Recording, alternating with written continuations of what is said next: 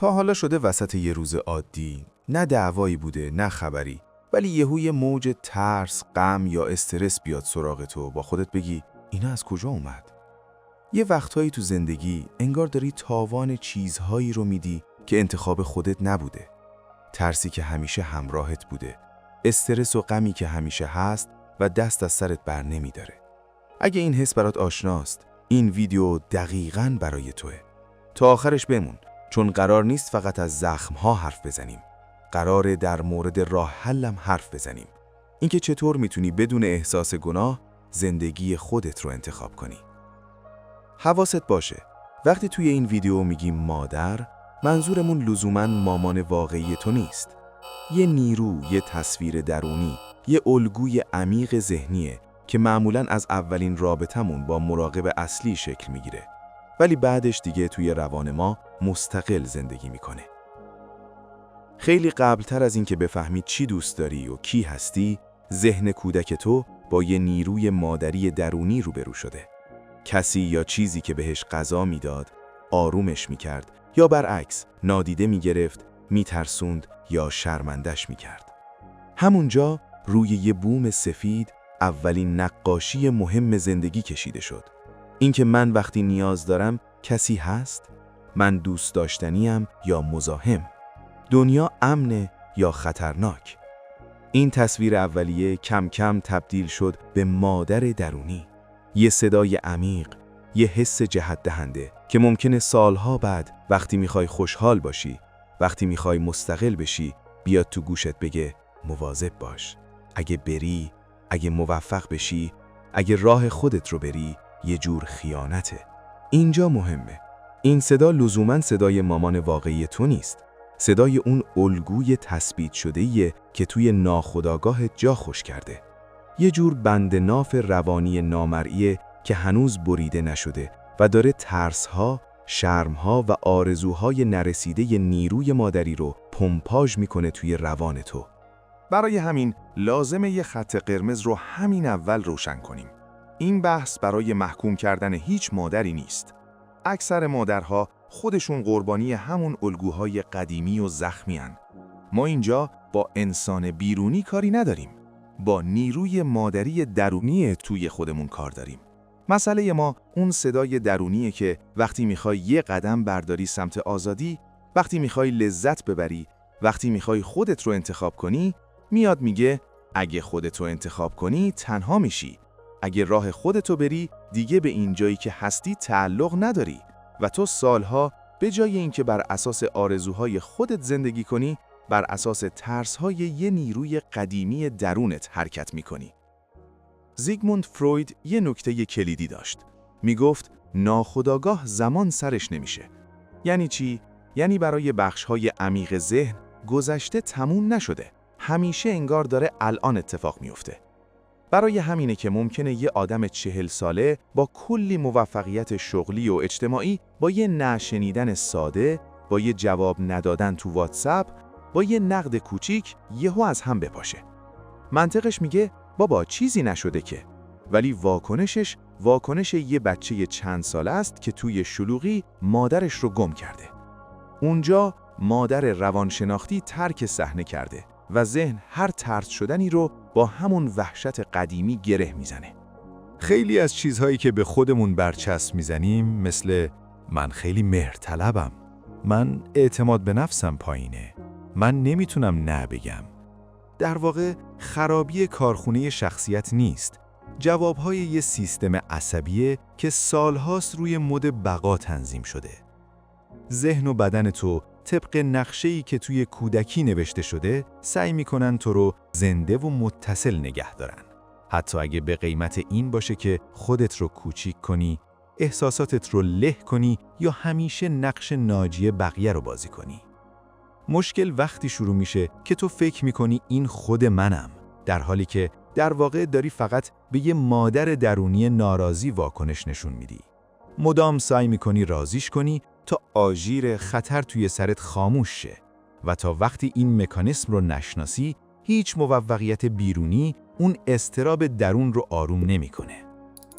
یونگ میگفت ما با یه ذهن کاملا خالی به دنیا نمیاییم. با یه سری قالب‌های اولیه میایم که بهشون میگن کهن‌الگو. یکی از پیچیده ترینشون کهن‌الگوی مادره. این کهن‌الگو اگر درست جا نیفته، اگر زخمی یا اغراق شده باشه، میتونه تبدیل بشه به چیزی شبیه مادر بلعنده. حواست باشه، باز هم داریم از نیروی درونی حرف میزنیم، نه از یه آدم مشخص. مادر بلعنده توی روان یه صداییه که مدام میگه دنیا خطرناکه. بیرون رفتن، مستقل شدن، انتخاب کردن پر ریسکه. همینجا بمون، همین جوری که هستی. فقط وقتی کوچیک و وابسته بمونی امنی. نتیجه، یه آدم 30-40 ساله با کلی توانایی هنوز نمیتونه تصمیم‌های بزرگ بگیره. هر بار میخواد یه ریسک سالم بکنه، یه بخش سرکوبگر توی روانش فعال میشه که این خیانته به ریشه‌هات، به تعلقاتت، به مادر درونیت. این صدا ممکنه شبیه مامان واقعی حرف بزنه، ولی در اصل یه بخش از خود توئه که علیه پتانسیل هات کودتا کرده. یه سوال مهم. اگه این همه درد میکشیم، چرا ولش نمی‌کنیم؟ چرا دوباره و دوباره جذب الگوها و آدم‌هایی میشیم که همون زخم‌های قدیمی رو زنده میکنن؟ فروید اینو میذاشت زیر عنوان اجبار به تکرار. مثلا ممکنه ببینی هر بار وارد رابطه میشی، طرف مقابلت اولش مهربونه، بعد کم کم سرد و دور میشه. خودت هم میگی چرا همیشه همین تیپ آدم جذبم میکنه؟ این همون اجبار به تکراره. ناخودآگاه یه میل عجیبی داره. میخواد صحنه ناتمام کودکی رو توی زمان حال بازسازی کنه. به این امید خام که شاید این بار پایانش فرق کنه. شاید این بار بالاخره اون عشقی رو که نگرفتم بگیرن. اینطوریه که ممکنه شریک عاطفیت، دوستت، حتی رئیست ناخودآگاه شبیه همون انرژی مادری زخمی باشه. سرد، ناپایدار، کنترلگر یا قربانی. تو حس میکنی یه چیزی آشناست. اون آشنایی همون ایماگو یا تصویر درونی مادره که مثل پروژکتور افتاده روی صورت آدم‌های جدید. به این میگن فراپکنی. تو عملاً با گذشتت در رابطه‌ای، نه با آدم روبروت. وقتی هم که اون آدم نتونه حفره عمیق درونت رو پر کنه، که واقعاً هیچ کس نمیتونه، احساس رها شدگی میکنی. در حالی که در واقعیت فقط توهم نجات بخش بودن دیگری ترکیده. یونگ یه لایه دیگه هم اضافه میکنه. سایه.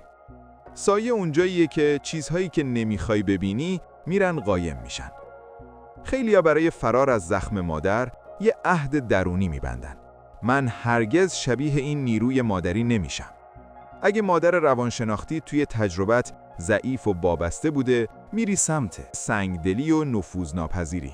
اگه کنترلگر بوده، میزنی به بیقیدی و بیمرزی کامل. ظاهراً میگی من خلاف اونم، ولی هنوز تمام محوریت روانت حول همونه. فقط جهت رو برعکس کردی. ویژگی هایی که نمیخوای ببینی میرن توی سایه و از اونجا شروع میکنن رفتار تو رو کنترل کردن. مثلا ممکنه بگی من خیلی مستقلم، به کسی وابسته نیستم، ولی در عمل با سکوت‌های طولانی، با قهر کردن دیگران رو تنبیه کنی. چیزی که شاید اون نیروی مادری با گریه یا فریاد انجام میداد، الان تو با یخ زدن و قطع ارتباط تکرارش میکنی. فرمش عوض شده ولی محتواش هنوز اسارته. حالا برسیم به یکی از عمیق‌ترین قفل‌ها. چیزی که برت هلینگر توی کار منظومه‌های خانوادگی اسمشو گذاشت وفاداری پنهان. توی ناخودآگاه جمعی خیلی از خانواده‌ها یه قانون نانوشته هست. تعلق داشتن از زنده موندن هم مهمتره. یعنی بچه از توی دلش باور میکنه اگه از والدینم، از قبیلم شادتر، سالمتر، موفقتر باشم، دیگه جزو ما نیستم. اینجاست که یه جور عشقی شکل میگیره که در عین لطافت خیلی تراژیکه. عشق کور. ناخودآگاه انگار میگی من کنارت میمونم، حتی اگه به قیمت نابودی خودم باشه. اگه تو رنج کشیدی، منم باید رنج بکشم تا ثابت کنم که بهت وفادارم. نتیجه چیه؟ وقتی همه چیز داره خوب پیش میره، رابطت سالمه، کارت رو رواله، یک دفعه یه جایی ترمز رو میکشی. خودت خرابش میکنی. فرصتها رو رد میکنی. شروع می‌کنی به خودت صدمه زدن. چون یه جای عمیق توی روانت موفقیت و خوشبختی برابر شده با خیانت به مادر یا سیستم رنج کشیده. اما واقعیت تلخه و روشن. رنج تو زخم هیچ کس دیگه‌ای رو خوب نمی‌کنه. غرق شدن نجات غریق هیچ کس رو نجات نمیده. تا اینجا فهمیدیم که بدنمون هنوز با کدی کار میکنه که تو کودکی نوشته شده. مادر اینجا یعنی یک کهن‌الگوی قدرتمند درونی که اگه یک پارچه نشه تبدیل به یه دیکتاتور درونی میشه و وفاداری پنهان میتونه ما رو مجبور کنه شادی و موفقیت خودمون رو قربانی کنیم تا به رنج سیستم قبلی وصل بمونیم. حالا سوال اصلی اینه: باید چی کار کرد؟ بجنگیم با گذشته؟ بشینیم منتظر معذرت خواهی آدم‌هایی که شاید هیچ وقت نمیفهمن چی شده؟ توی روانشناسی عمیق، شفا یعنی این که نذاری گذشته آینده رو دیکته کنه. نه این که گذشته رو پاک کنی. اون که نشدنیه. اولین قدم واقعی عبور از نقش قربانیه. ژان پل سارتر و ویکتور فرانکل هر دو روی یه چیز توافق داشتن. آزادی یعنی مسئولیت.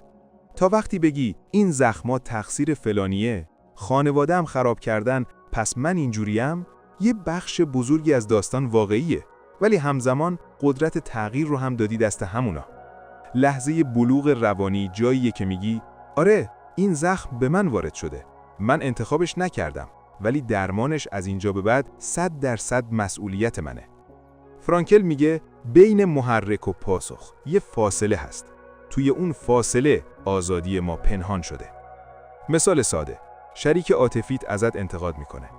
بدنت میخواد طبق عادت بره توی مود دفاع، فرار، حمله یا فروپاشی. اینجا آدم بالغ یه لحظه مکس میکنه. نفس میکشه. به خودش میگه ما دیگه اون بچه 3 ساله‌ای نیستیم که اگه مادر روانیش اخم کرد کل جهان فرو بریزه. الان فقط یه گفتگوه، نه مرگ و زندگی. همین مکس چند ثانیه‌ای شروع شکستن الگوه. ولی فقط با اراده این روند جلو نمیره. یه چیز دیگه هم لازم داریم. اون چیه؟ اینجا میرسیم به یه مفهوم خیلی مهم. بازوالدینی یا ریپرنتینگ. یعنی چی؟ یعنی اون مراقبت، مهربونی، شنیده شدن و حمایتی رو که همیشه از بیرون دنبالش بودی، کم کم یاد بگیری از درون به خودت بدی. این کار خودشیفتگی نیست، یه ضرورت روانیه. باید کم کم تبدیل بشی به همون مادر درونی که همیشه لازم داشتی. وقتی غمگینی، به جای اینکه خودت رو مسخره کنی یا سرکوب کنی، بشینی پای حرف خودت. احساساتت رو جدی بگیری. وقتی شکست میخوری، به جای تحقیر کردن به خودت فرصت بدی. خودت رو در آغوش بگیری. حتی اگه این آغوش فقط چند لحظه نشستن ساکت با خودته. این تمرین‌های ساده اگر هر روز تکرار بشن، کم کم سیمکشی مغزت رو عوض میکنن. سیستم عصبیت یاد میگیره من امنم، چون یه مادر درونی حامی دارم، خودم. وقتی این منبع امنیت درونی رو بسازی، دیگه لازم نیست بقیه آدم‌ها نقش مادر، ناجی رو برات بازی کنن. اون وقت رابطه‌ها میتونن واقعاً رابطه باشن، نه جلسه تراپی حل زخمای کودکی. برمیگردیم به سوال مهم. چطور میشه خوشبخت بود بدون اینکه احساس خیانت کنی؟ جواب توی تغییر شکل وفاداریه. به جای اینکه توی ذهنت بگی من هم مثل شما رنج میکشم تا ثابت کنم بهتون وفادارم، جمله درونیت رو تغییر میدی به من به شما احترام میذارم، با این تفاوت که داستان شما رو تکرار نکنم. من رنج شما رو با ادامه دادنش درمان نمی کنم. با پایان دادنش توی خودم بهش معنا میدم. میتونی توی یه تصویر ذهنی روبروی این نیروی مادری بایستی و توی دلت بگی سرنوشت تو مال خودته. من از روی عشق یه زمانی سعی کردم بار تو رو هم بردارم، ولی الان میفهمم از توان من خارجه. من با خوب زندگی کردن، با سالم بودن، با انتخاب شادی یادت رو توی زندگیم زنده نگه می‌دارم، نه با تکرار رنج‌هات. این نگاه بار سنگینی رو که نسل به نسل منتقل شده از روی دوش تو برمی‌داره. اونجا عشقی که قبلاً چسبنده و بیمارگونه بود تبدیل میشه به عشق بالغ و رها. کارل یونگ یه هدف برای رشد انسان مشخص کرد: فردیت. فردیت یعنی این که تکه تکه های زخمی و پراکنده روانت رو کم کم جمع کنی و تبدیلشون کنی به یک کل منسجم. شاید تو هیچ وقت اون عذرخواهی که حقت بود رو نشنوی. شاید هیچ وقت آدم‌های قدیمی نفهمن چی بر تو گذشته. شاید گذشته همونی که بوده بمونه، ولی این پایان داستان زندگی تو نیست. تا یه جایی داستان زندگیت رو ترس‌های مادر، عقده‌های پدر، جبر جغرافیا و جامعه نوشتن. تو دیگه فقط شخصیت داستان نیستی، نویسنده هم هستی. نویسنده میتونه ژانر رو عوض کنه، از یه تراژدی حماسه بسازه. آزادی واقعی یعنی همین، نه اینکه بگی من زخمی نشدم، بلکه اینکه زخمهات رو تبدیل کنی به خرد. اون مادری که بیرون از خودت دنبالش میگشتی، الان میتونه درون خودت شکل بگیره. پس از همین امروز یکم مهربونتر با خودت رفتار کن.